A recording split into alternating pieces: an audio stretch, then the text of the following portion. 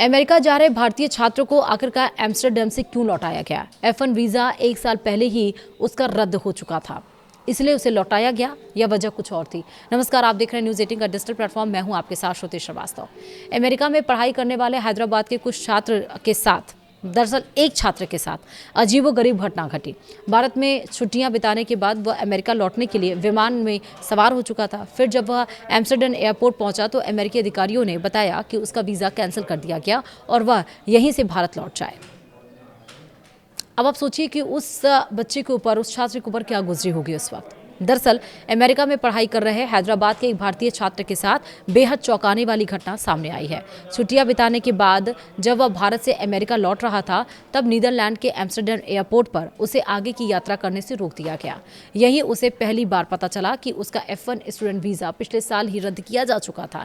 हैरानी की बात तो ये रही कि छात्र को इस बारे में पहले कभी कोई जानकारी या आधिकारिक सूचना नहीं मिली थी। छात्र ने बताया कि वह जनवरी 2025 में F1 स्टूडेंट वीज़ा पर अमेरिका गया था और अपनी पढ़ाई कर रहा था। छुट्टियों के दौरान वह भारत आया और फिर हैदराबाद से एम्स्टर्डम होते हुए न्यूयॉर्क के जॉन एफ कैनेडी एयरपोर्ट के लिए रवाना हुआ। लेकिन एम्स्टर्डम में अमेरिका जाने वाली उड़ान में सवार होने से पहले अमेरिकी सीमा शुल्क और एवं सीमा सुरक्षा यानी कि CBF अधिकारियों ने उससे संपर्क किया और बताया कि उसके वीज़ा की अब कोई वैधता नहीं है, इसलिए उसे अमेरिका जाने की अनुमति नहीं दी जा सकती है। अधिकारियों ने छात्र को सलाह दी कि वह आगे की प्रक्रिया के लिए स्थानीय अमेरिकी वाणिज्य दूतावास से संपर्क करे। साथ ही उसे तत्काल प्रभाव से भारत वापस लौटने के लिए कहा गया। छात्र के अनुसार उसे यह जानकारी जो आई वो बड़ा झटका लगा उस जानकारी से, क्योंकि उसने अमेरिका में रहते हुए किसी भी कानून का उल्लंघन नहीं किया था। उसने दावा किया कि उसके खिलाफ ना तो कोई ड्रिंक एंड ड्राइव का कोई मामला था, ना कोई ट्रैफिक उल्लंघन का और ना ही किसी अन्य प्रकार की कानूनी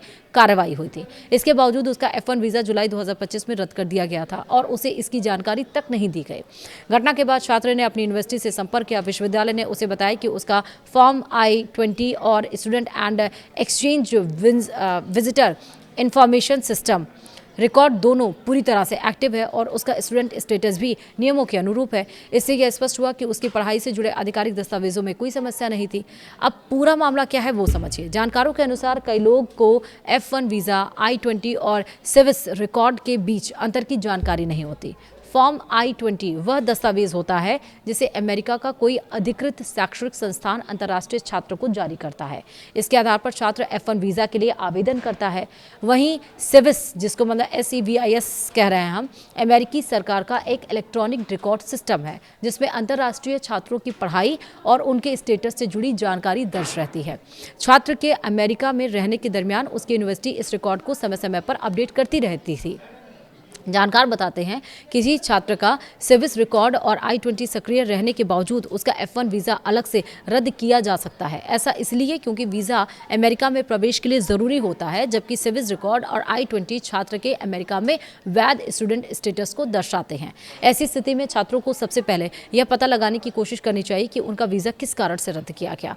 इसके बाद उन्हें नए F1 वीज़ा के लिए आवेदन करना होगा। वीज़ा इंटरव्यू के दरमियान अधिकारियों द्वारा पिछले वीज़ा रद्द होने को लेकर सवाल पूछे जा सकते हैं। जानकार का कहना है कि छात्र इस तथ्य को छिपाने की कोशिश ना करें, बल्कि पूरी ईमानदारी के साथ सही जानकारी दें और तब जाकर वीज़ा इशू हो सकता है। लेकिन एक बड़ा झटका छात्र को जरूर लगा। फिलहाल वीडियो में इतना ही। नमस्कार।